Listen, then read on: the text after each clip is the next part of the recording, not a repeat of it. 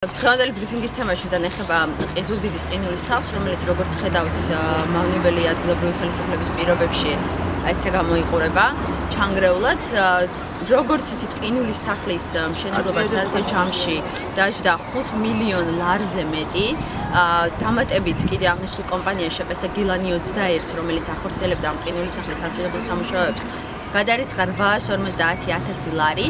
საბოლოოდ ამ კომპანიის მიერ უხარისხოდ შესრულებულმა სამუშაოებმა გამოიწვია ის, რომ დღეს ყინულის სახლი არის ჩამონგრეული და რეალურად ჩვენ ვერ ვიგებთ მერიისგან მიზეზს, რატომ მოხდა ისე, რომ ეს 5 მილიონი დღეს ჩაიყარა წყალში.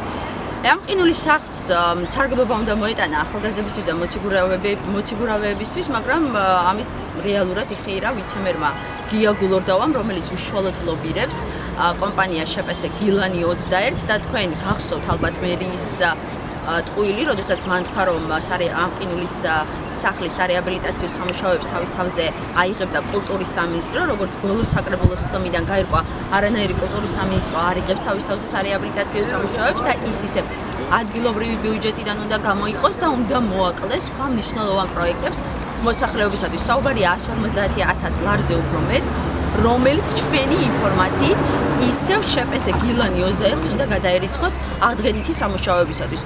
ჩვენთვის საერთოდ გაუგებარია, რატო ხდება, რომ ჯერ საერთოდ პასუხი არ აგო ამ კომპანიამ ამ ყინულის სახლის სამუშაოებთან დაკავშირებით, მაშინ როდესაც არსებობდა კითხვის ნიშნები, რომ ამის ჩამონგრევა მოხდა სწორედ უხარისხო მშენებლობის გამო, რომ კონკრეტულად არ იმუშავა გათბობის სისტემა.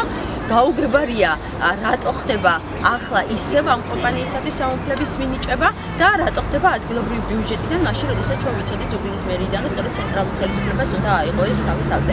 რეალურად ხდება ის, რომ ყინულის მოედანი კორუფციული სქემის ერთ-ერთი ნაწილი იქცა, კონკრეტულად ვიცე-მერი გულორდავისთვის, რომელიც არის სწორედ ამ გილანი 21-ის მფარველი და მთავარი ლობისტი.